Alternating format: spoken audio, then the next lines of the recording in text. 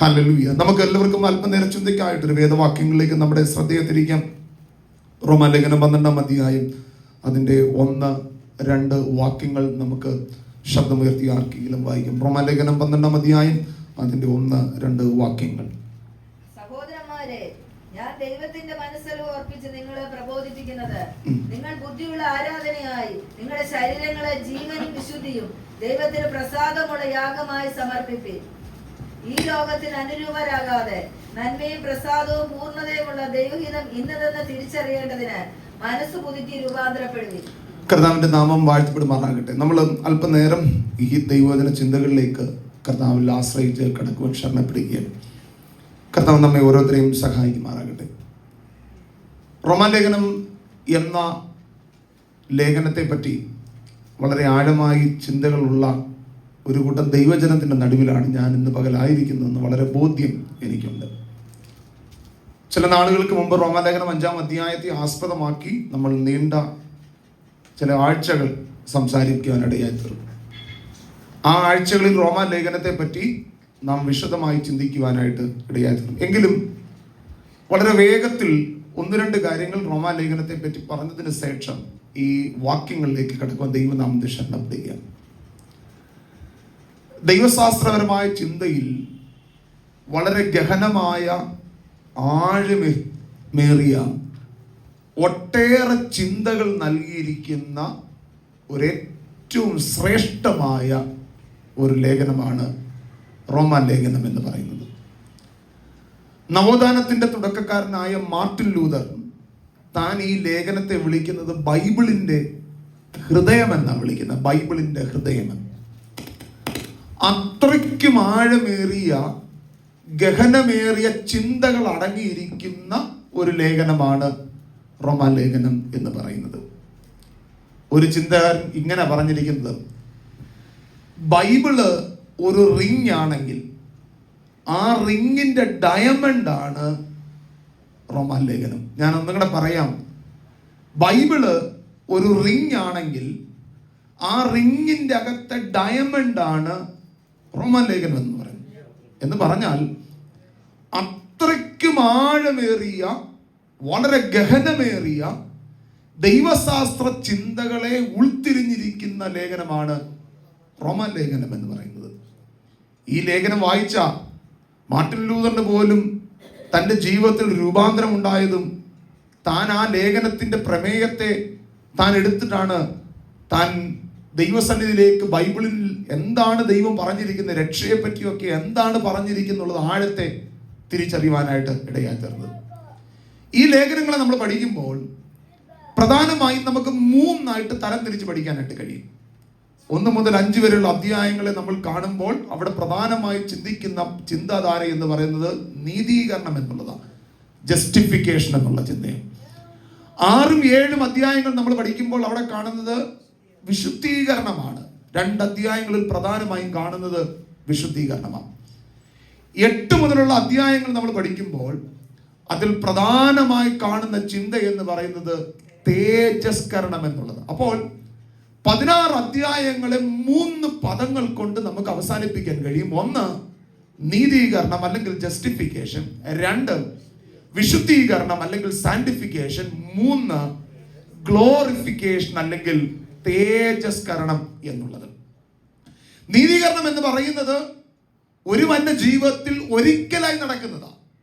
കുറ്റവാളിയായ ഒരു മനുഷ്യനെ ദൈവിക കോടതിയുടെ മുൻപിൽ നിൽക്കുമ്പോൾ കുറ്റക്കാരനല്ല എന്ന് പ്രഖ്യാപിക്കുന്ന പ്രഖ്യാപനമാണ് നീതീകരണം എന്ന് പറയുന്നത്. അത് നടക്കപ്പെട്ടത് കർത്താവായ യേശുക്രിസ്തുവിന്റെ കാൽവറി ക്രൂശിലെ മരണത്താലാണ്.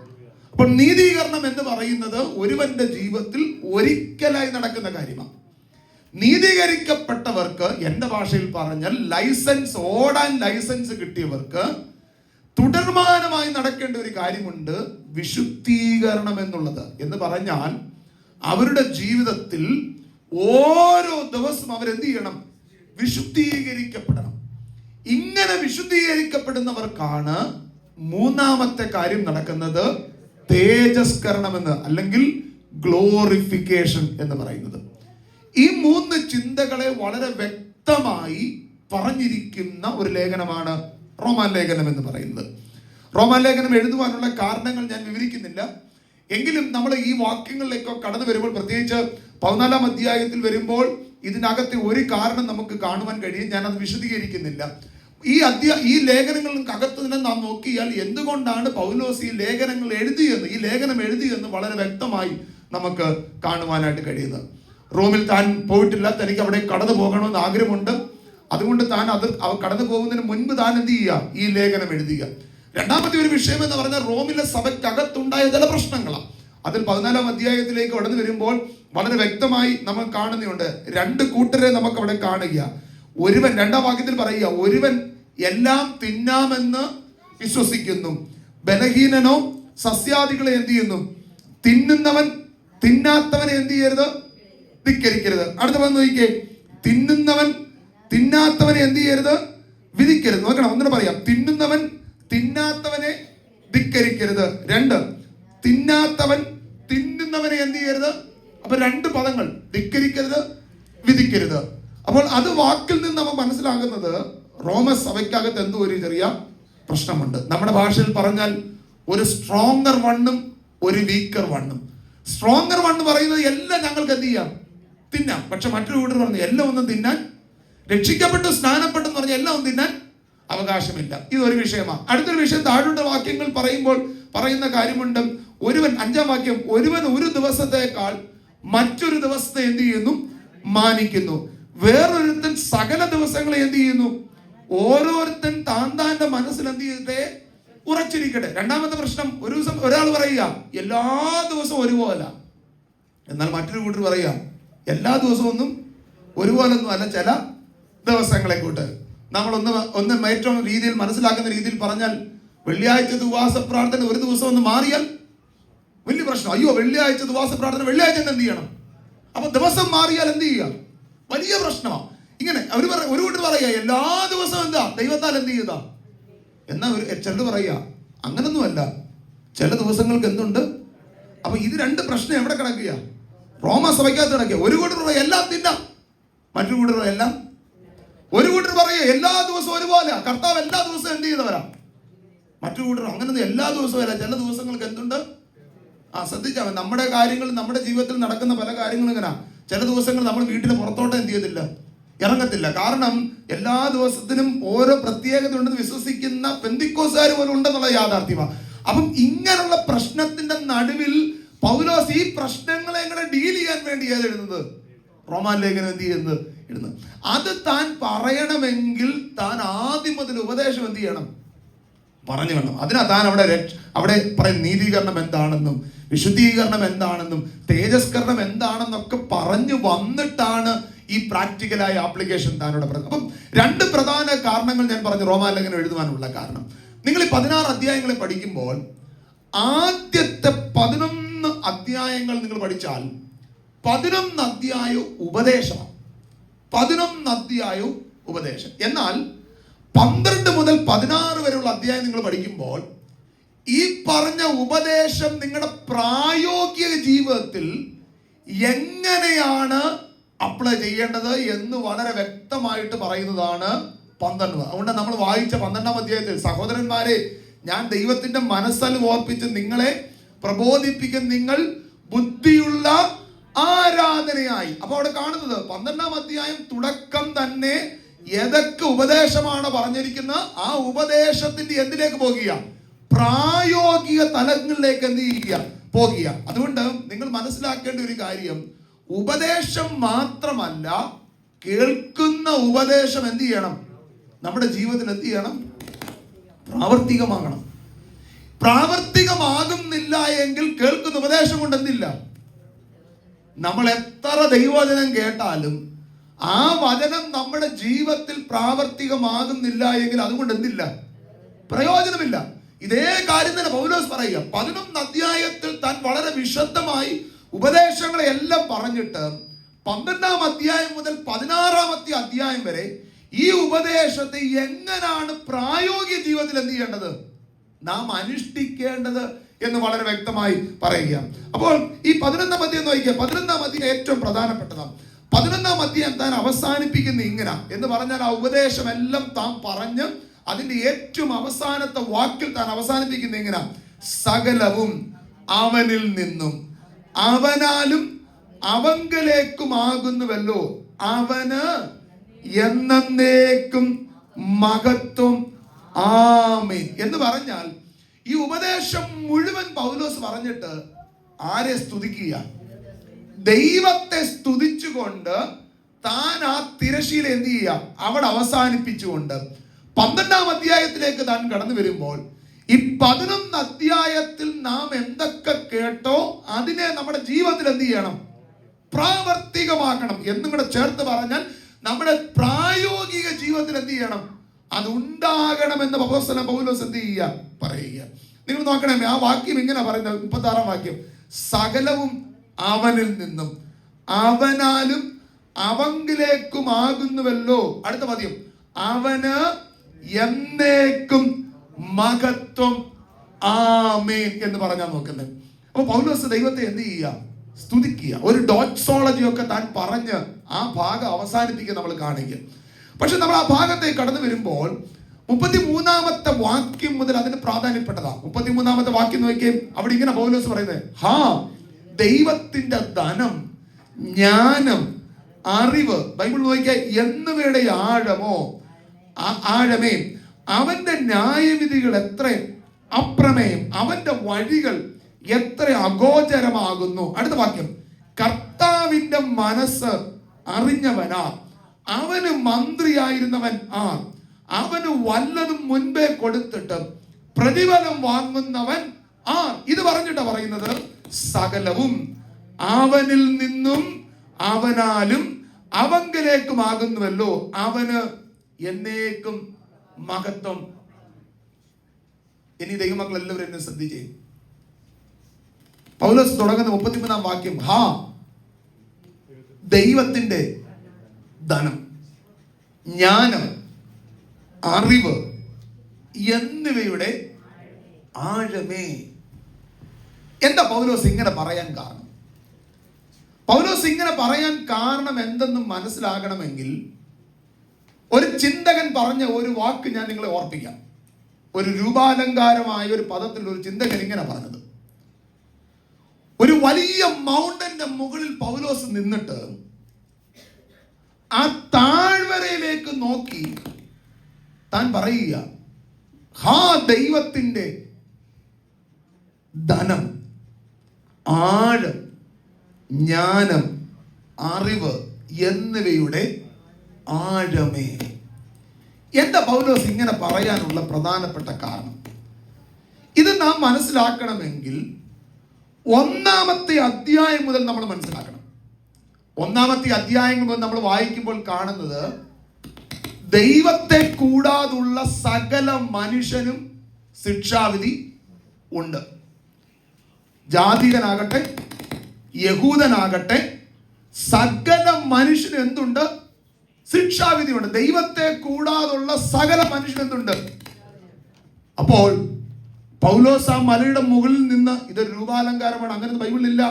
പൗലോസ് ആ മലയുടെ മുകളിൽ നിന്ന് താഴോട്ട് നോക്കുമ്പോൾ തന്റെ ആദ്യത്തെ അവസ്ഥ എന്ന് പറഞ്ഞാൽ താൻ എവിടെയായിരുന്നു? ശിക്ഷാവിധിയിലായിരുന്നു. എന്നാൽ ആ മല താൻ കയറാൻ തുടങ്ങിയപ്പോൾ ശിക്ഷാവിധി സംഭവിച്ച ഒരു കാര്യം തന്റെ നീതീകരണത്തിലേക്ക് ദൈവം എന്ത് ചെയ്തു? കൊണ്ടുവന്നു. നീതീകരണത്തിലേക്ക് എന്ത് ചെയ്തു? കൊണ്ടുവന്നു. കുറച്ചും കൂടെ മല കയറിയപ്പോൾ ദൈവം തന്നെ എവിടെ കൊണ്ടുവന്നു?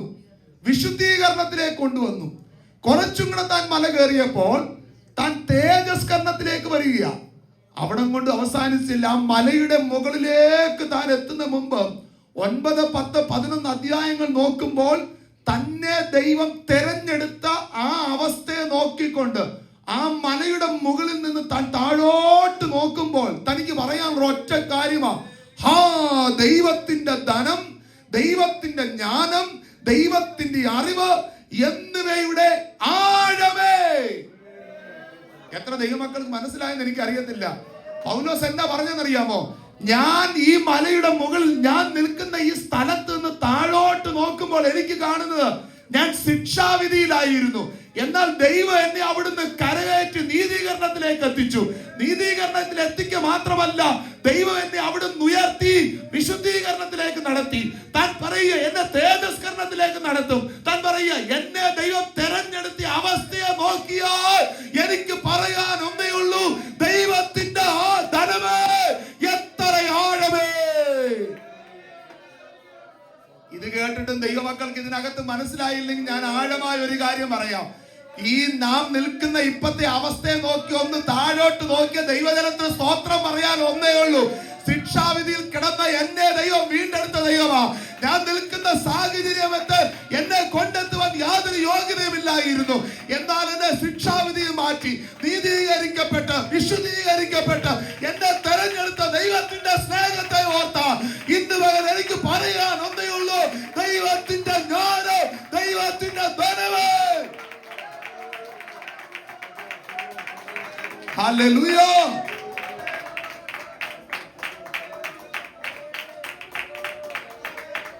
ഞാൻ അതിനെ വളരെ സിമ്പിളായി ഒന്നും കൂടെ ദൈവമക്കളോട് പറയാം.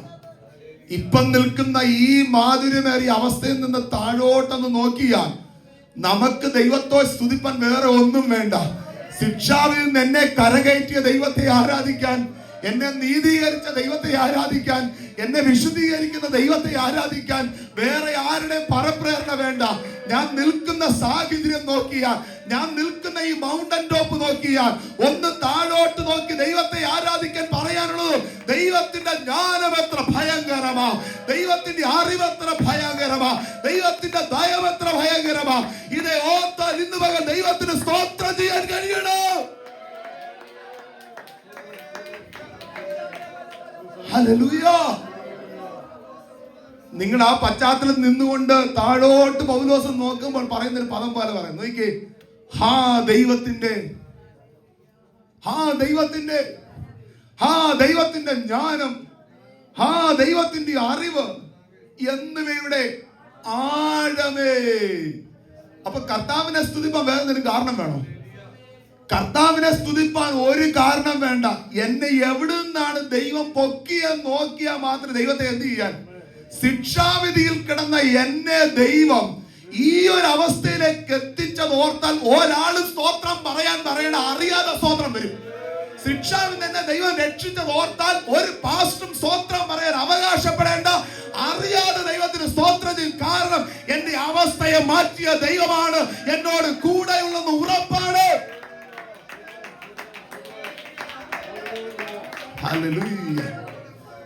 ദൈവമക്കളെ, ദൈവത്തെ ആരാധിക്കേണ്ടത് വേറെ ഒന്നും കിട്ടിയോണ്ടല്ല. ദൈവത്തെ ആരാധിക്കേണ്ടത് വേറെ ഒന്നും ഭൗതികമായി ലഭിച്ചതുകൊണ്ടല്ല. ഇതെല്ലാം താൽക്കാലിക. പക്ഷെ നിലനിൽക്കുന്ന ഒന്ന് എനിക്ക് ദൈവം തന്നു. നാം പാടുന്ന ഒരു പാട്ട്, ചേറ്റിലല്ലയോ കിടന്നത് ഓർത്തു നോക്കിയാൽ നാറ്റമല്ലയോ ഭവിച്ചത്. എന്നിട്ട് നമ്മൾ കാണുക, അതേ അർത്ഥത്തിൽ ചിന്തിച്ചു നോക്കിക്കേ, പാപത്തിന്റെ ശിക്ഷാവിധിയിൽ കിടന്നിരുന്ന നമ്മെ ദൈവം കരകയറ്റി ഇന്ന് ഈ അവസ്ഥയിലേക്ക് എത്തിച്ചു നോക്കുമ്പോൾ പൗലോസ് പറയും, നമുക്ക് ഇത്രേ പറയാളൂ, ഹാ ദൈവത്തിന്റെ ധനം, ദൈവത്തിന്റെ ജ്ഞാനം, ദൈവത്തിന്റെ അറിവ്. എന്നിട്ട് നിങ്ങൾ അടുത്ത പദം നോക്കിയേ, പറയുക, അവന്റെ ന്യായവിധികൾ എത്ര അപ്രമേയം, അവന്റെ വഴികൾ എത്ര അഗോചരം. ദൈവമക്കൾക്ക് മനസ്സിലായോ പൗലോസ് പറയുന്ന സാഹചര്യം? മനസ്സിലായോ? പൗലോസ് പറയുക, അവന്റെ ന്യായവിധികൾ എത്ര അപ്രമേയം, അവന്റെ വഴികൾ എത്ര അഗോചരം. എന്നിട്ട് താൻ പറയുക, കർത്താവിന്റെ മനസ്സ് അറിഞ്ഞവൻ ആരാ? അവന് മന്ത്രിയായിരുന്നവൻ ആരാ? ആരുമില്ല, അവന് മന്ത്രിയായിരുന്നവൻ. അടുത്ത കാര്യം പറയുക, അവന് വല്ലതും മുൻപേ കൊടുത്തിട്ട് പ്രതിഫലം വാങ്ങുന്നവൻ ആരാ? ഒറ്റ വാക്കിൽ പറയുക, സകലവും അവനിൽ നിന്നും അവനാലും അവങ്കലേക്കുമാകുന്നുവല്ലോ, അവന് എന്നേക്കും. പൗലോസ് എന്താ കർത്താവിനെ സ്തുതിക്കാൻ കാരണം?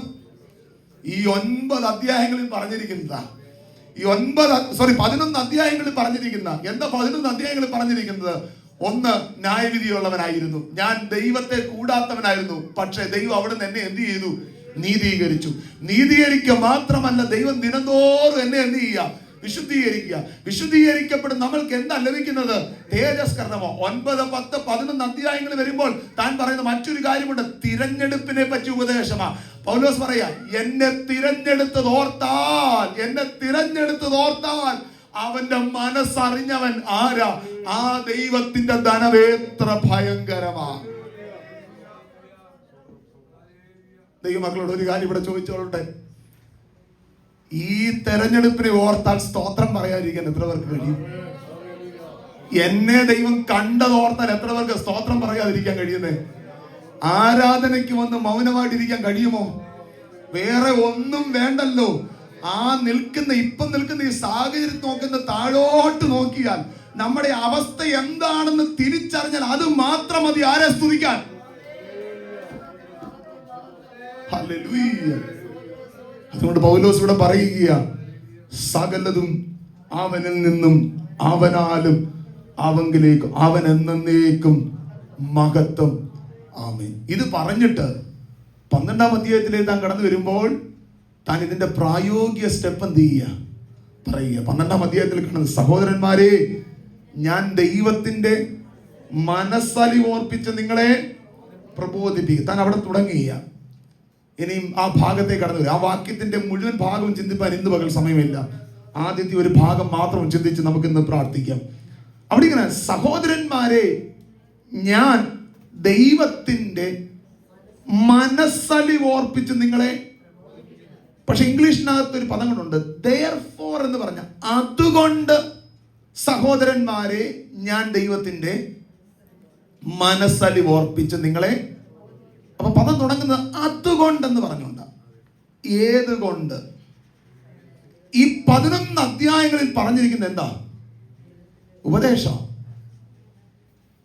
ഈ ഉപദേശത്തെയും ഈ പ്രായോഗിക ജീവിതത്തെ കണക്ട് ചെയ്യാൻ വേണ്ടി പൗലോസ് ഉപയോഗിച്ചിരിക്കുന്ന പദമാ അതുകൊണ്ട് സഹോദരന്മാരെ, ഞാൻ ദൈവത്തിന്റെ. മലയാളം ബൈബിളിനകത്ത് ആ പദം മിസ്സായിട്ടുണ്ട്. അതുകൊണ്ട് എന്നൊരു പദം മിസ്സായിട്ടുണ്ട്. എന്നാൽ ഇംഗ്ലീഷ് ബൈബിളിന് therefore എന്ന് പറഞ്ഞാൽ തുടങ്ങുന്നത്, അതുകൊണ്ട് എന്ന് പറഞ്ഞ. അപ്പൊ എന്തുകൊണ്ടാണ് പൗലോസ് അതിനെ അവിടെ കണക്ട് ചെയ്യുന്നത്? 11 അധ്യായങ്ങളിൽ ഉപദേശം പറയുമ്പോൾ ആ ഉപദേശത്തെ 12-ാമത്തെ അധ്യായം മുതൽ പ്രായോഗിക ജീവിതവുമായിട്ട് എന്ത് ചെയ്യുക? അതുകൊണ്ട് താൻ ഉപയോഗിക്കുക. അതുകൊണ്ട് ഞാൻ അതിനെ മറ്റൊരു രീതിയിൽ പറഞ്ഞാൽ, 11 അധ്യായം വരെ നമ്മുടെ ഭാഷയിൽ പറഞ്ഞാൽ ഒരു ഭൂഖണ്ഡമായിട്ട് കാണുക. 12-ാമത്തെ അധ്യായം മുതൽ മറ്റൊരു കാര്യമാണ്. ഈ രണ്ട് കാര്യത്തെ കൂടെ ഒന്ന് കണക്ട് ചെയ്യാൻ, ബ്രിഡ്ജ് ചെയ്യാൻ പൗലോസ് ഉപയോഗിക്കുക. ഏത്? അതുകൊണ്ട് സഹോദരന്മാരെ. ദൈവമക്കൾ, ഇവിടെ ഒരു വലിയ സന്ദേശം ദൈവമക്കൾ മനസ്സിലാക്കണം. കേൾക്കുന്നവരായി മാത്രം പോരാ, അതെന്ത് ചെയ്യണം? ഇതിനെ കണക്ട് ഉണ്ടാകണം. ഇത് തമ്മിൽ എന്ത് ചെയ്യണം? കണക്ട് ചെയ്യണം. ഉപദേശം നമ്മൾ ഇഷ്ടം പോലെ കേൾക്കുന്നവരാ, പക്ഷേ ഉപദേശം പ്രായോഗിക ജീവിതത്തിൽ എന്ത് ചെയ്യണം? അതുകൊണ്ട് ദൈവമക്കൾ മനസ്സിലാക്കേണ്ട ഒരു കാര്യം, നമ്മുടെ എല്ലാം ജീവിതത്തിൽ ഉപദേശവും പ്രായോഗിക ജീവിതം തമ്മിൽ എന്ത് ചെയ്യണം? കണക്ട് ചെയ്യണം. ഇതില്ലാത്ത ഒരു ജീവിതം യഥാർത്ഥത്തിൽ ക്രിസ്തീയ ജീവിതം. നമ്മുടെയൊക്കെ സ്തോത്രം പോയത് കണ്ടോ? ഇതില്ലാത്ത ഒരു ജീവിതം എന്തല്ല. ഉപദേശം കേട്ടിട്ട് എങ്ങനെയും ജീവിക്കാനൊന്നും ദൈവവചനം എന്ത് ചെയ്തിട്ടില്ല, പറഞ്ഞിട്ടില്ല. മറിച്ച് കേൾക്കുന്ന ഉപദേശം നമ്മുടെ ജീവിതത്തിൽ എന്ത് ചെയ്യണം? അതുകൊണ്ട് ദൈവമക്കളോട് ഒരു കാര്യം ഞാൻ പറയാം. എല്ലാ ദൈവമക്കളുടെ ജീവിതത്തിൽ അതുകൊണ്ട് ആവശ്യമാണ്. എന്ത് ചെയ്യണം? ഇതിനെ കണക്ട് ചെയ്തേ പറ്റൂ. ഉപദേശവും പ്രായോഗിക ജീവിതം എന്ത് ചെയ്യണം? കള്ളം പറയലും ദിനംതോറും കേൾക്കുകയും ചെയ്യും, പക്ഷെ പോയി നമ്മൾ എന്തേ പറയത്തുള്ളൂ? ഡംബം കാട്ടലും ദിനംതോറും കേൾക്കുകയും ചെയ്യും, പക്ഷെ എന്തേ ചെയ്യത്തുള്ളൂ? എന്താ പ്രശ്നം? ഉപദേശം ഇല്ലാഞ്ഞിട്ടാണോ? അല്ല. പ്രസംഗം ഇല്ലാഞ്ഞിട്ടാണോ? അല്ല. പക്ഷെ ഇതെന്തിലേക്ക് പോകുന്നില്ല? പ്രായോഗിക ജീവിതത്തിലേക്ക് എന്ത് ചെയ്യുന്നില്ല? പൗലോസ് അവിടെ ഉപയോഗിക്കുന്ന അതുകൊണ്ട് എന്ന് പറയാൻ കാരണം, എന്നെ ഇത്രയും കാര്യങ്ങൾ 11 വരെയുള്ള കാര്യങ്ങൾ പറഞ്ഞിട്ട് അതിനെ താൻ കണക്ട് ചെയ്യുമ്പോൾ ഈ 11 വരെയുള്ള അധ്യായങ്ങളിൽ പറഞ്ഞിരിക്കുന്ന കാര്യങ്ങൾ ഇന്ന് എന്റെ ജീവിതത്തിൽ എന്ത് ചെയ്യണം? ഇതാകുന്നില്ല എങ്കിൽ അതുകൊണ്ട് എന്തില്ല? യാതൊരു അർത്ഥവും. അതുകൊണ്ട് പൗലോസ് പറയാ, അതുകൊണ്ട് സഹോദരന്മാരെ. അപ്പൊ ദൈവമക്കൾ മനസ്സിലാക്കേണ്ട ഏറ്റവും പ്രധാനപ്പെട്ട സത്യം, നമ്മുടെ എല്ലാം ജീവിതത്തിൽ അതുകൊണ്ടുണ്ടാകണം. ആ പദത്തെ ഞാൻ അതുപോലെ എടുക്കുക. അതുകൊണ്ട് എന്ത് ചെയ്യണം എന്ന് പറഞ്ഞാൽ, കേൾക്കുന്ന ഉപദേശത്തെ നമ്മുടെ പ്രായോഗിക ജീവിതത്തിൽ എന്ത് ചെയ്യണം? നിശ്ചയമായും കണക്ട് ചെയ്തേ പറ്റത്തുള്ളൂ. അത് കണക്ട് ചെയ്തില്ല എങ്കിൽ നമ്മുടെ ജീവിതം വിജയപൂർണമായി മാറുകയില്ല. വചനം ഇഷ്ടം പോലെ കേട്ടെന്ന് പറഞ്ഞിട്ട് കാര്യമില്ല. ഇഷ്ടംപോലെ വചനം നമ്മൾ ദിനംതോറും കുറെ ഇൻഫർമേഷൻ ഉണ്ടാക്കിയിട്ട് കാര്യമില്ല. മറിച്ച് ആ വചനം നമ്മുടെ ജീവിതത്തിൽ എന്ത് ചെയ്യണം? പ്രായോഗിക ജീവിതത്തിൽ. അതുകൊണ്ട് പൗലോസ് പറയുക, അതുകൊണ്ട് സഹോദരന്മാരെ, ഞാൻ ദൈവത്തിന്റെ മനസ്സലിവ് ഓർപ്പിച്ച് നിങ്ങളെ പ്രബോധിപ്പിക്കുന്നു. അപ്പൊ ഒന്ന്, താൻ അതിനെ കണക്ട് ചെയ്യുക. അതുകൊണ്ട് സഹോദരന്മാരെ, ഏതിനെ? ഉപദേശത്തെയും പ്രായോഗിക ജീവിതത്തെ കണക്ട് ചെയ്തിട്ട് പറയുക, ഞാൻ നിങ്ങളെ ദൈവത്തിന്റെ മനസ്സലിവ് ഓർപ്പിച്ച് എന്ത് ചെയ്യുന്നത്? നിങ്ങൾ ആ പദങ്ങൾ വളരെ ഇമ്പോർട്ടന്റ് ആണ്. ഐ പ്ലീഡ് യു, ഞാൻ നിങ്ങളോട് അപേക്ഷിക്കുന്നത്, ഞാൻ നിങ്ങളെ ഓർപ്പിച്ചുണർത്തുന്നത്, ഞാൻ നിങ്ങളെ ഇംപ്ലോർ ചെയ്യുന്നത് എന്ന് പറഞ്ഞു പറയാം. ഓർപ്പിച്ചെന്ത് ചെയ്യുന്നത്? ഉണർത്തുന്നത്. പൗലോസ് ഇവിടെ ഒരു മോട്ടിവേഷൻ നൽകിയ. എന്നാ മോട്ടിവേഷൻ അറിയോ? നിങ്ങളെ ഓർപ്പിച്ചെന്ത് ചെയ്യുക? ഓർപ്പിച്ചെന്ത് ചെയ്യുക? ഇനി ശ്രദ്ധിക്കേണ്ട ഒരു കാര്യം, ഈ മോട്ടിവേഷനുള്ള കാരണങ്ങൾ, ഘടകങ്ങളെല്ലാം അത് പൗലോസ് പറയുക, ഞാൻ നിങ്ങളെ ഓർപ്പിച്ചുണർത്തുന്ന ഒരു കാര്യത്തില് ദൈവത്തിന്റെ മനസ്സലിവ് ഓർപ്പിച്ച് എന്ത് ചെയ്യുന്നത്. അപ്പൊ പൗലോസിന്റെ ആ ഓർപ്പിച്ചുണർത്തുന്നുള്ള അതിന്റെ പ്രധാനപ്പെട്ട എലമെന്റ് എന്ന് പറയുന്നത് ദൈവത്തിന്റെ മനസ്സലിവ്. എന്നെ ശ്രദ്ധിക്കണം ദൈവമക്കൾ, ദൈവത്തിന്റെ മനസ്സലിവ്. ഇംഗ്ലീഷ് ബൈബിളിൽ mercies of God എന്ന ദൈവത്തിന്റെ മനസ്സലിവുകൾ. അപ്പോൾ എന്താ പൗലോസ് ഇവിടെ പറയുന്നത്? ഞാൻ നിങ്ങളെ ഓർപ്പിച്ചുണർത്തുന്നത് എന്തിന്റെ അടിസ്ഥാനത്തിലാണ്? ദൈവത്തിന്റെ മനസ്സലിവുകളുടെ അടിസ്ഥാനത്തിലാണ്. അല്ലെങ്കിൽ നിങ്ങളെ ഓർപ്പിച്ച് പ്രബോധിപ്പിക്കുന്നതിന്റെ എലമെന്റ് എന്ന് പറയുന്നത് ആരുടെ മേഴ്സീസാ? ദൈവത്തിന്റെ. എന്താ ഈ ദൈവത്തിന്റെ മേഴ്സി എന്ന് പറയുന്നത്? 1 മുതൽ 11-ാമത്തെ അധ്യായം വരെ നോക്കിയാൽ ദൈവത്തിന്റെ മേഴ്സീസ് എന്ത് ചെയ്യുക? എന്താ നോക്കിക്കേ. ഒന്നാമത്തെ ഒരു കാര്യം നമ്മൾ ഓൾറെഡി ചിന്തിച്ചു, ശിക്ഷാവിധിയിലായിരുന്നു, പക്ഷെ ദൈവം അവിടെ നിന്ന് ചെയ്തു, നമ്മെ നീതീകരിച്ചു. നാം പാപത്തിന്റെ ശമ്പളം മരണമായിരുന്നു, എന്നാൽ ആ മരണത്തിന് ദൈവം നമ്മെ എന്ത് ചെയ്തു? നമുക്ക് നിത്യ ദൈവം എന്ത് ചെയ്തു? വാഗ്ദത്തം നൽകി. ഇങ്ങനെ പല കാര്യങ്ങൾ റോമാലേഖനത്തിൽ 11 അധ്യായങ്ങൾ വരെ പറയുന്നത് പറയാം. ഇതെല്ലാം ഓർത്ത് നിങ്ങളെ ഓർപ്പിച്ച് എന്ത് ചെയ്യുക? ദൈവമക്കൾക്ക് മനസ്സിലാവുന്നുണ്ടോ? ഇതെല്ലാം ദൈവത്തിന്റെ മനസ്സലിവ. എന്താ ദൈവത്തിന്റെ മനസ്സലിവ്? പാപിയായിരുന്ന എന്നെ ദൈവം എന്ത് ചെയ്തു? വീണ്ടെടുത്തു. ശിക്ഷാവിധിയിലായിരുന്ന ദൈവം എന്നെ എന്ത് ചെയ്തു? വിടുവിച്ചു. എന്നെ ദൈവം നീതീകരിച്ചു, എന്നെ ദൈവം വിശുദ്ധീകരിച്ചു. ഈ 11 അധ്യായങ്ങളിൽ പറഞ്ഞ ഓരോ കാര്യങ്ങൾ എടുത്തിട്ട് പറയാം, ഇതെല്ലാം ദൈവത്തിന്റെ എന്താ? ദൈവമക്കൾക്ക് എത്ര പേർക്ക് മനസ്സിലാകുന്നുണ്ട്? നമ്മളെ മോട്ടിവേറ്റ് ചെയ്യേണ്ട എലമെന്റ് എന്താണെന്നറിയാമോ? നമ്മളെ മോട്ടിവേറ്റ് ചെയ്യേണ്ട എലമെന്റ് ഡ്രം അല്ല. നമ്മെ മോട്ടിവേറ്റ് ചെയ്യേണ്ട എലമെന്റ് കീബോർഡ് അല്ല. നമ്മെ മോട്ടിവേറ്റ് ചെയ്യേണ്ട എലമെന്റ് നമുക്ക് വീട് തന്നതല്ല. നമ്മെ മോട്ടിവേറ്റ് ചെയ്യേണ്ട എലമെന്റ് നമുക്ക് കാർ തന്നതല്ല. എന്നെ മോട്ടിവേറ്റ് ചെയ്യേണ്ട എലമെന്റ് ദൈവത്തിന്റെ സ്നേഹം എന്നോടുള്ളതാ, ദൈവത്തിന്റെ മേഴ്സീസ് എന്നോടുള്ളതാ. അതേതാണെന്നറിയാമോ? ശിക്ഷാവിധിയിൽ ദൈവം എന്നെ വിടുവിച്ചു എന്നുള്ളതാ. ഞാനിത് പറയുമ്പോൾ ദൈവമക്കൾ ശ്രദ്ധിക്കണം, ഇന്നത്തെ ആത്മീയ ലോകത്തിൽ ഇതിനല്ല പ്രാധാന്യം. മേഴ്സീസ് ഓഫ് ഗോഡ് എന്ന് പറയുമ്പോൾ നമ്മൾ ചിന്തിക്കുന്ന ഭൗതികമായ കാര്യമാണ്, ഭൗതിക കാര്യം കുത്തി നിറയ്ക്കുന്ന കാര്യമാണ്. പക്ഷെ പൗലോസ് പറയുക, അതല്ല എന്നെ മോട്ടിവേറ്റ് ചെയ്യുന്ന കാര്യം. എന്നെ മോട്ടിവേറ്റ് ചെയ്യുന്ന കാര്യം എന്നെ കർത്താവ് എന്ത് ചെയ്യുന്നുള്ളതാ? രക്ഷിച്ചു എന്നുള്ളതാ. എന്നെ ദൈവം നീതീകരിച്ചു എന്നുള്ളതാ. ദൈവം എന്നെ തെരഞ്ഞെടുത്തു എന്നുള്ളതാ. ഈ ദൈവത്തിന്റെ മേഴ്സിയെ ഓർത്താൽ എനിക്ക് ദൈവത്തെ എന്ത് ചെയ്യാതിരിക്കാൻ കഴിയത്തില്ല.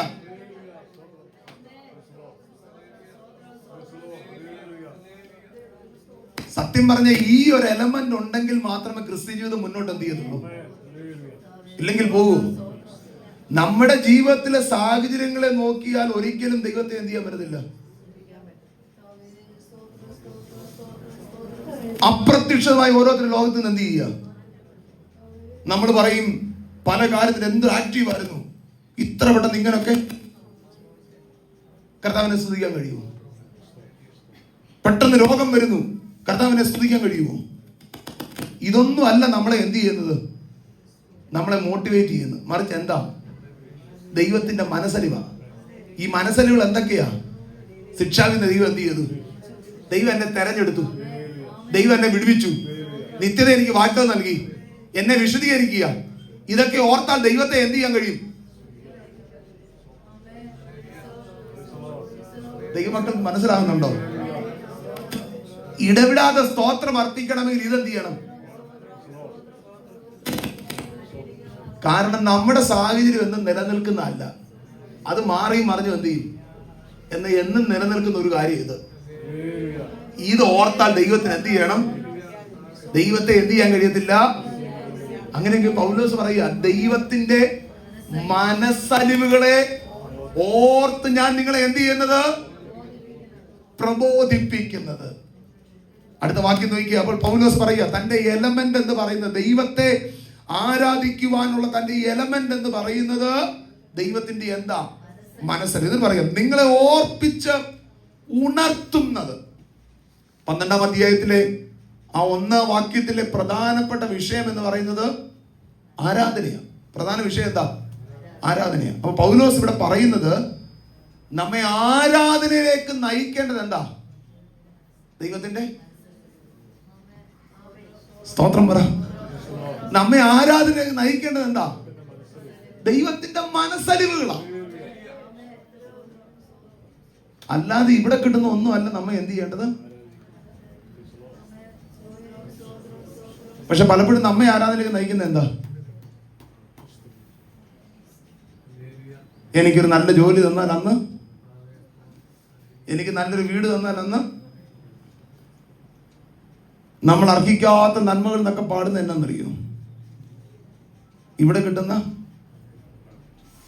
അർഹിക്കാത്ത നന്മകളും ഒക്കെ ദൈവം തന്നെന്നൊക്കെ പാടുന്ന എന്നാന്നറിയോ? ഇവിടെ കിട്ടുന്ന. പക്ഷെ പൗലോസ് പറയുക, യഥാർത്ഥ ആരാധന ഇതൊന്നുമല്ല. യഥാർത്ഥ ആരാധന, പിന്നെ യഥാർത്ഥ ആരാധന എന്നാ? പറ ദൈവമക്കൾ പറ, യഥാർത്ഥ ആരാധന എന്നാ? കർത്താവ് എന്നെ രക്ഷിച്ചു എന്നുള്ളതാ. കർത്താവ് എന്നെ വീണ്ടെടുത്തു എന്നുള്ളതാ. 9, 10, 11 അധ്യായത്തിൽ പറയുന്ന പോലെ ദൈവം എന്നെ തെരഞ്ഞെടുത്തു എന്നുള്ളതാ.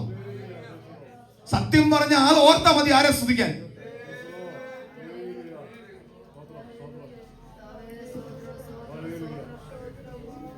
ദൈവമക്കളെ, നിങ്ങൾക്ക് അതിന്റെ ആഴം മനസ്സിലായ ഞാൻ നേരത്തെ പറഞ്ഞു ഓർത്താൽ മതി. ഈ ഇപ്പം നിൽക്കുന്ന അവസ്ഥയിൽ നിങ്ങൾ താഴോട്ട് നോക്കി, നമ്മൾ എവിടാ കിടന്നത്?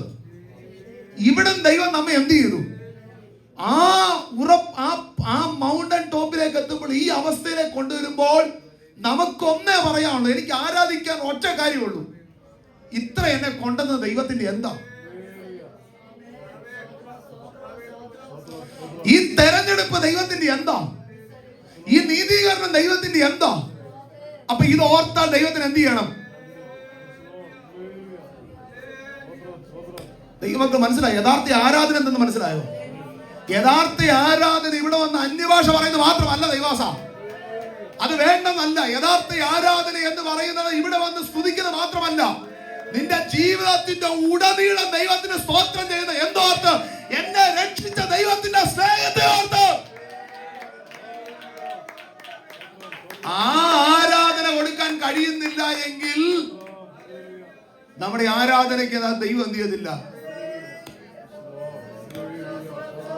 സ്തോത്രം, സ്തോത്രം, സ്തോത്രം, സ്തോത്രം. ദൈവമക്കൾക്ക് ഇതിന്റെ ആഴം മനസ്സിലാക്കണം കേട്ടോ.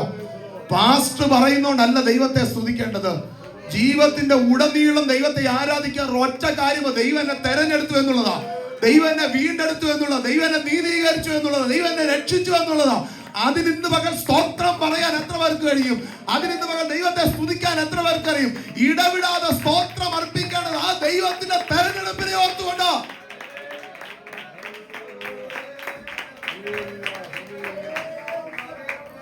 അതുകൊണ്ട് ഞാൻ എപ്പോഴും പറയുന്ന ഒരു കാര്യമുണ്ട്. കാരാഗ്രഹത്തിൽ കടന്ന് പൗലോസ് ദൈവത്തിന് സ്തോത്രം ചെയ്യാനുള്ള കാരണം എന്താണെന്നറിയാമോ? കാരാഗ്രഹത്തിലായതോ ആകാത്തോ തന്റെ വിഷയമല്ല, എന്നെ ദൈവം തെരഞ്ഞെടുത്തു എന്നുള്ളതാണ്, എന്നെ ദൈവം വീണ്ടെടുത്തു എന്നുള്ളതാണ്. ഈ ആത്മാവിന്റെ സന്ദേശം ദൈവമക്കളുടെ അകത്ത് കയറണം.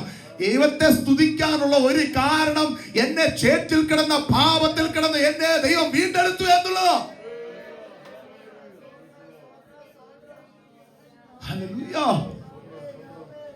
പൗലോസ് പറയുക, ഞാൻ ദൈവത്തിന്റെ മനസ്സലിവുകളെ ഓർപ്പിച്ച് നിങ്ങളെ എന്ത് ചെയ്യുന്നത്? ഞാൻ അടുത്ത ഭാഗങ്ങൾ ഇന്ന് പകൽ വിശദീകരിക്കുന്നത് എങ്കിലും ഒരു ഔട്ട്ലൈൻ പറഞ്ഞ് അവസാനിപ്പിക്കാം. അവിടെ പറയുക, നിങ്ങൾ ബുദ്ധിയുള്ള നിങ്ങളുടെ ശരീരങ്ങളെ ജീവനും വിശുദ്ധിയും ദൈവത്തിന് പ്രസാദമുള്ള, ആ ഭാഗം ഞാൻ വിവരിക്കുന്നില്ല, പക്ഷെ ഒരു ഔട്ട്ലൈൻ മാത്രം പറഞ്ഞ് അവസാനിപ്പിക്കാം. ആ ഭാഗത്ത് ഇങ്ങനെ കാണുന്നത്, ഈ മനസ്സുകൾ ഓർപ്പിച്ച് നിങ്ങളെ ആരാധിക്കുമ്പോൾ നിങ്ങൾ എങ്ങനെ ആരാധിക്കണം?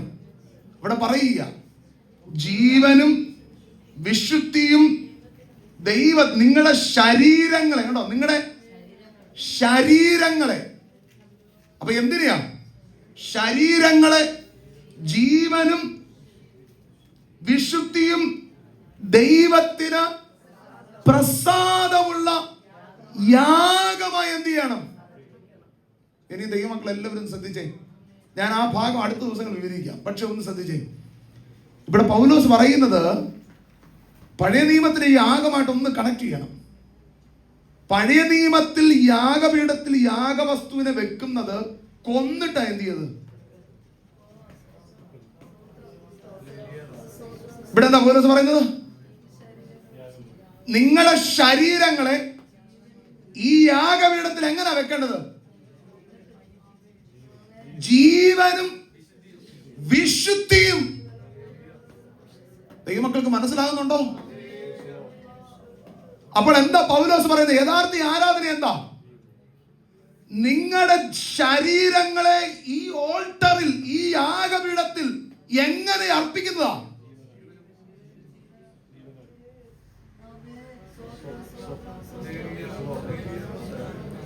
ഞാൻ അതിനെ ഒന്ന് വളരെ സിമ്പിൾ ആക്കി തരാം.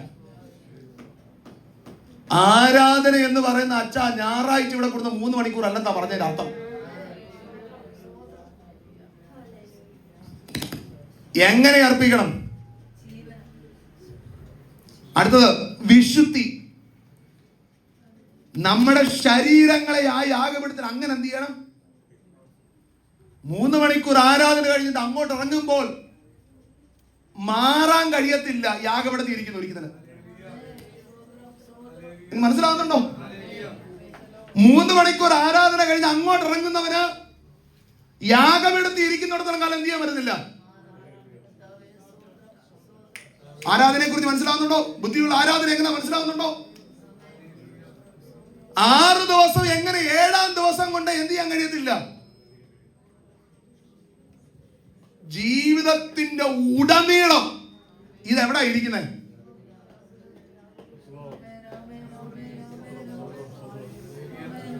അപ്പൊ ദൈവദാസൻ നമ്മുടെ മുന്നിൽ ചോദ്യമാണ്, പിന്നെ ഈ ഞായറാഴ്ച വരുമ്പോ മാത്രം എന്നാ ഇത്ര ഒച്ചയും പാട്ടും സ്തോത്രമൊക്കെ?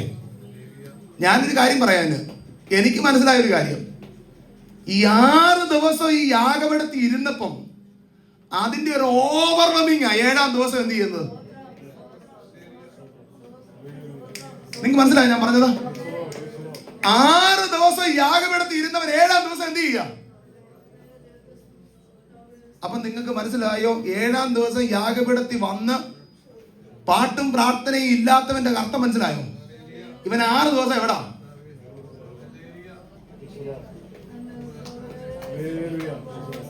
ഈ സന്ദേശം ഞാനിവിടെ പറയുമ്പോൾ ഇനി ദൈവമക്കളെ ആരെയും ഞാൻ സ്തുതിക്കാൻ പറയത്തില്ല, സ്തോത്രം പറയാൻ പറയത്തില്ല. കാരണം എന്നറിയോ?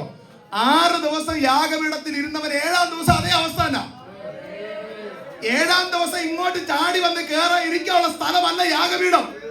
അതല്ല യഥാർത്ഥ ആരാധന. നിന്റെ ജീവിതത്തിന്റെ ഉടനീള യാഗപീഠത്തിൽ ഇരിക്കുന്ന യഥാർത്ഥ ആരാധന.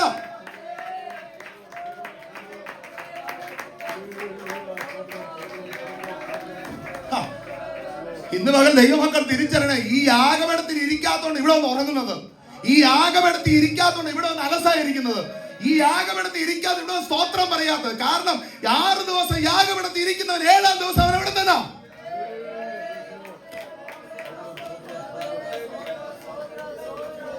അതുകൊണ്ട് ജീവനും വിശുദ്ധിയുമുള്ള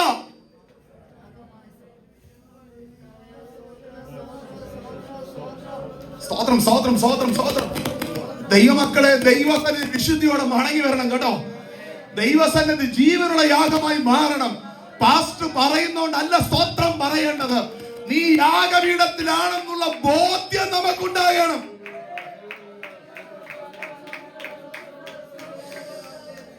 ഹല്ലേലൂയ. അതുകൊണ്ട് പൗലോസ് പറയുക, നിങ്ങളുടെ ശരീരങ്ങളെ, പഴയ നിയമത്തിൽ അത് കൊന്നിട്ട് ആ യാഗപീഠത്തിൽ വെക്കുന്നെങ്കിൽ നമ്മളെ എങ്ങനാ ജീവനോടെ എന്ത് ചെയ്യുക, ആ യാഗപീഠത്തിൽ എന്ത് ചെയ്യുക.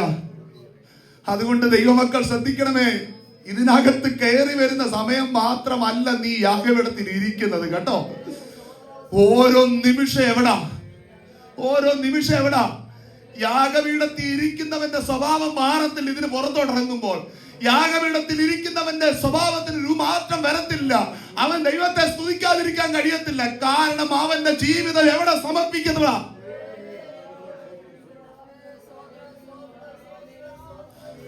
പക്ഷെ വളരെ സങ്കടകരമായ ഒരു കാര്യം പറയട്ടെ, നമ്മുടെയൊക്കെ വിശുദ്ധി ഞായറാഴ്ച ഇതിനകത്ത് വരുമ്പോഴാ.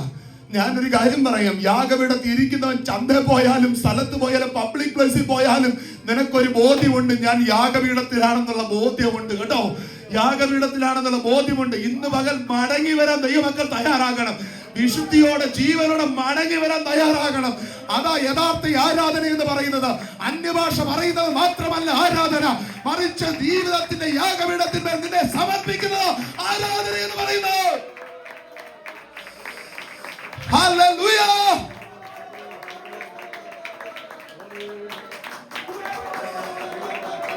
സ്തോത്രം സ്തോത്രം സ്തോത്രം സ്തോത്രം. അതുകൊണ്ട് പൗലോസ് പറയുക, ജീവനും വിശുദ്ധിയും ദൈവത്തിന്. അപ്പൊ ദൈവത്തിന് പ്രസാദമാകണം എന്താ ചെയ്യേണ്ടത്? ശരീരങ്ങളെ എന്ത് ചെയ്യണം? ജീവനോടെ വിശുദ്ധിയോടെ എന്ത് ചെയ്യണം? ജീവിതത്തിന്റെ ഉടനീളം, ജീവിതത്തിന്റെ ഉടനീളം ഉടനീളം ഉടനീളം.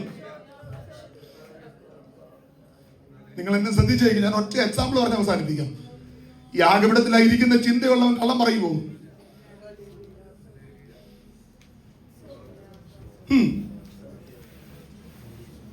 പ്രസാദമുള്ള ആരാധന. യാഗപീഠത്തിലായിരിക്കുന്ന കള്ളം പറയുമോ? യാഗപീഠത്തിലായിരിക്കുന്നവൻ കൂട്ടി പറയുമോ? യാഗപീഠത്തിലുള്ള സാർത്ഥത കാണിക്കുവോ? കാരണം എന്താണെന്നറിയോ? അവനൊരു ബോധ്യമുണ്ട്, ഞാൻ എവിടെ ഇരിക്കുന്നത്. ഇന്ന് പകൽ അങ്ങനെ ഒരു ചിന്ത ദൈവമക്കളുടെ ഇടക്കത്തില്ലെങ്കിൽ ദൈവത്തോട് ഇന്ന് പകൽ മാനസാന്തരപ്പെട്ട് മടങ്ങി വരണം. കർത്താവേ, ഈ ശരീരം ദൈവം എനിക്ക് തന്നതാണെങ്കിൽ, യഥാർത്ഥ ആരാധന ഇതാണെങ്കിൽ, ഇന്ന് പകൽ യാഗപീഠത്തിലേക്ക് മടങ്ങി വരാൻ ഞാൻ തയ്യാറാണെന്ന് എത്ര പേർക്ക് ദൈവസന്നിധിയിൽ പ്രാർത്ഥിക്കാൻ കഴിയും? ഞാൻ എന്റെ വാക്കുകൾ അവസാനിപ്പിക്കുക. ഈ ഭാഗം ഞാൻ അടുത്ത ആഴ്ച ദൈവം അനുവദിച്ച ബാക്കിയെടുക്കാം. അവിടെ ഇങ്ങനെ പറയാം, നിങ്ങളുടെ ശരീരങ്ങളെ ജീവനും വിശുദ്ധിയും ദൈവത്തിന് പ്രസാദമുള്ള. നിങ്ങൾ മനസ്സിലായോ? 11ാം ഉപദേശം പറയുക. ആ ഉപദേശം നിങ്ങൾ എങ്ങനെ സമർപ്പിക്കണം? പ്രസാദമുള്ള എന്ത് ചെയ്യണം? യാഗമായി എന്ത് ചെയ്യണം? രക്ഷിക്കപ്പെടുത്തിയെന്ന് പറഞ്ഞിട്ട് കാര്യമില്ല. അതിന്റെ സ്വഭാവം എന്ത് ചെയ്യണം? ഓൾട്ടറാണെന്നുള്ള ചിന്ത വേണം.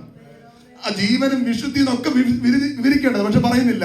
എന്നിട്ട് നോക്കിയേ, അവിടെ തുടങ്ങുന്നത് എങ്ങനാ? യാഗമായി സമർപ്പിക്കാൻ എന്ന് പറയുമ്പോൾ അതിന്റെ തുടക്കം എങ്ങനെ? നിങ്ങൾ ബുദ്ധിയുള്ള, നിങ്ങൾ എങ്ങനാ? ബുദ്ധിയുള്ള ആരാധനയായി. ആ ബുദ്ധിയുള്ള ആരാധന എന്ന് വളരെ പ്രധാനപ്പെട്ടതാണ്. അതിനവിടെ മൂലഭാഷയിൽ ഉപയോഗിച്ചിരിക്കുന്ന ഒരു പദം ഏറ്റവും പ്രധാനപ്പെട്ട ഒരു പദമാണ്. ആ പദത്തിൻ്റെ അർത്ഥങ്ങളിലേക്ക് നമ്മൾ കടന്നു വരുമ്പോൾ നമുക്ക് കാണുവാൻ കഴിയുന്ന അനേകം മീനിങ്ങുകളുണ്ട് അതിനകത്ത്. ആ അർത്ഥം നമുക്ക് ഇങ്ങനെ കാണാം. മൂലഭാഷയിൽ കൊടുത്തിരിക്കുന്ന ആ വാക്കിൽ കൊടുത്തിരിക്കുന്ന അർത്ഥം റാഷണൽ എന്ന, റീസണബിൾ എന്ന, സ്പിരിച്വൽ, ലോജിക്കൽ എന്നുള്ളതാണ്. ഒന്നും കൂടെ ചേർത്ത് പറഞ്ഞാൽ ആ മൂലഭാഷ ലോകെ എന്നുള്ള പദമാണ്. ഇത് നമുക്ക് എല്ലാവർക്കും അറിയാം. ഈ പദത്തിൽ നിന്ന് ലോകരുത് എന്നൊക്കെ പദം വന്നത്. ലോകരുത് നമുക്ക് എല്ലാവർക്കും അറിയാം. കണക്കുമായിട്ട് ബന്ധപ്പെട്ടതാ. അപ്പൊ ജീവനും വിശുദ്ധിയുള്ള ആരാധന അർപ്പിക്കുമ്പോൾ ഇവിടെ പൗലോസ് പറയുക, നിങ്ങൾ ചില കാൽക്കുലേഷനിലൂടെ എവിടെ ഇരിക്കണം? ദൈവസന്നിധിയിൽ. ഹലോ, ബുദ്ധിയുള്ള ആരാധന എന്താ? കാൽക്കുലേഷനാ. എന്താ കാൽക്കുലേഷൻ? 11 അധ്യായം വായിച്ചാൽ മതി. ഞാൻ എവിടെ കിടന്നവനായിരുന്നു, പക്ഷെ ദൈവം എന്നെ എന്ത് ചെയ്തു?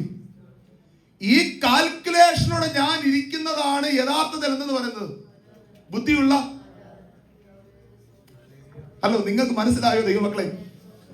ബുദ്ധിയുള്ള ആരാധന എന്ന് പറയുന്നത് റീസണബിൾ ആയ, ലോജിക്കായ ആ സ്പിരിച്വൽ ആരാധന എന്ന് പറയുന്നത് 11 അധ്യായത്തിൽ എന്ത് ചെയ്യണം? 11 അധ്യായത്തിൽ കാണുന്നത് തെരഞ്ഞെടുക്കുവാൻ യോഗ്യനല്ലായിരുന്നു, പക്ഷെ ദൈവം നമ്മെ എന്ത് ചെയ്തു? ദൈവസന്നിധി വരുവാൻ നമ്മൾ ആരല്ലായിരുന്നു? ദൈവം നമ്മെ എന്ത് ചെയ്തു? ദൈവ സാന്നിധ്യം അനുഭവിക്കാൻ നമ്മൾ ആരല്ലായിരുന്നു? ദൈവം നമ്മെ എന്ത് ചെയ്തു? ഞാൻ അതിനെ മറ്റൊരു കാര്യത്തിൽ പറയാം. 11 അധ്യായം വരെ നോക്കുമ്പോൾ നമുക്ക് കാണാൻ കഴിയും നമ്മുടെ മേൽ ചില കടങ്ങൾ ഉണ്ടായിരുന്നു. നമ്മുടെ മേൽ എന്തുണ്ടായിരുന്നു? പക്ഷെ ഈ കടങ്ങളെല്ലാം ദൈവം മാറ്റി യേശുവിന്റെ നീതി ആരുടെ മേൽ ക്രെഡിറ്റ് ചെയ്തു. നിങ്ങൾക്ക് മനസ്സിലാകുന്നുണ്ടോ? ഈ കണക്കൂട്ടിൽ എവിടെ ഇരിക്കണമെന്നാ? അങ്ങനെ ഇരിക്കുമ്പോ യാഗപീഠം ഒരിക്കലും എണ്ണിക്കാൻ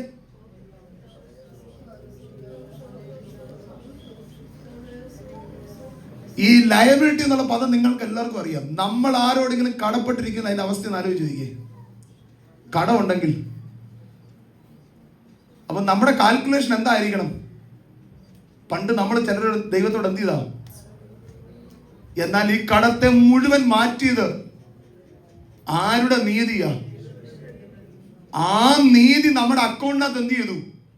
ക്രെഡിറ്റ് ചെയ്തപ്പോൾ ഇതിനെ ഒന്ന് കാൽക്കുലേറ്റ് ചെയ്ത് വേണം ദൈവത്തെ എന്ത് ചെയ്യാൻ.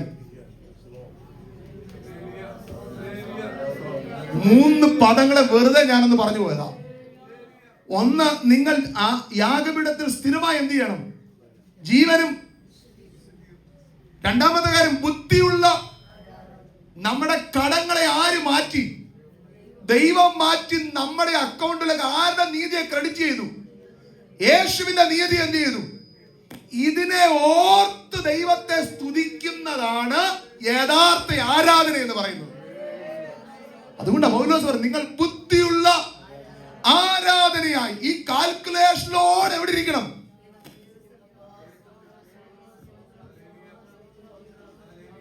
ഞാൻ ഇന്നാളൊരു എക്സാമ്പിൾ പറഞ്ഞു. ഈ കർത്താവിന്റെ ദാസൻ എന്റെ ജീവനെ ഒരിക്കൽ രക്ഷിച്ചെന്ന് കരുതുക. എന്റെ ജീവിതത്തിന്റെ ഉടനീളം ഞാൻ ഈ ദൈവത്തോട് എന്ത് ചെയ്തിരിക്കും? ഇതുപോലെ നിങ്ങളുടെ കടങ്ങളെ ആര് മാറ്റി? ആരുടെ നീതി വന്നു? ഈ നീതിയെ വന്നപ്പോൾ സംഭവിച്ച ഒരു കാര്യം എന്ന് പറഞ്ഞാൽ അത് നാം ആരോട് കടപ്പെട്ടിരിക്കുക? ഇതിനെ വിളിക്കുന്ന പേരാ ബുദ്ധിയുള്ള ആരാധന. അങ്ങനെയെങ്കിൽ ദൈവമക്കളെ, തെങ്ങണ ദൈവമക്കൾ ഇതിനകത്ത് കൂടുമ്പോൾ ആരും പറയണ്ട, സ്തോത്രം പറയാൻ. കാരണം എന്നെ രക്ഷിച്ച, എന്റെ കടത്തെ മാറ്റിയ ദൈവത്തെ സ്തുതിക്കുന്നതാണ് എന്റെ ജീവിതത്തിലെ ഏറ്റവും വലിയ ബുദ്ധിയുള്ള ആരാധന.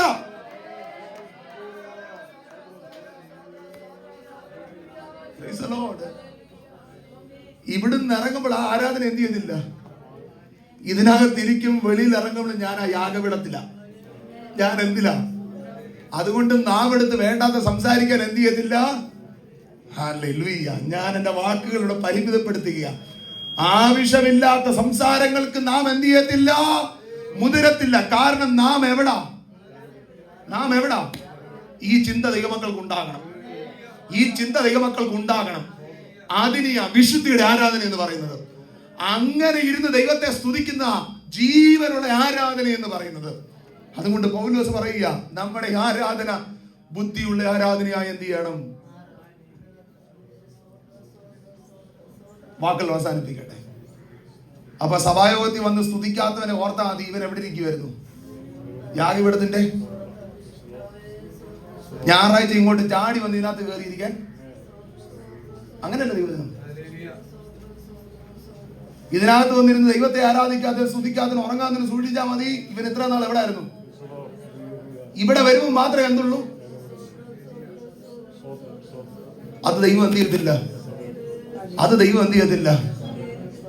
നമ്മുടെ യാഗത്തിൽ ദൈവം പ്രസാദിക്കണം. എത്ര പേർക്ക് ആഗ്രഹമുണ്ട്? നമ്മുടെ ജീവിതം, നമ്മുടെ ജീവിതത്തിൽ ദൈവം എന്ത് ചെയ്യേണ്ടത്?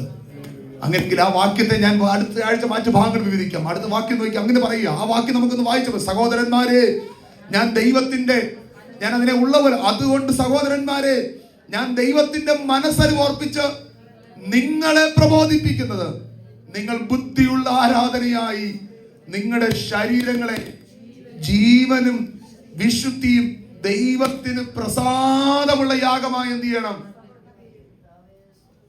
അങ്ങനെയെങ്കിൽ നമുക്ക് ദൈവത്തോടൊന്ന് പ്രാർത്ഥിക്കാം. കർത്താവേ, എന്റെ ശരീരങ്ങൾ ജീവനും വിശുദ്ധിയും ഉള്ളൊരു യാഗമായി ദൈവത്തിന് പ്രസാദമുള്ളതായി മാറണമെന്ന് നമുക്ക് ദൈവത്തോടൊന്ന് പ്രാർത്ഥിക്കാം.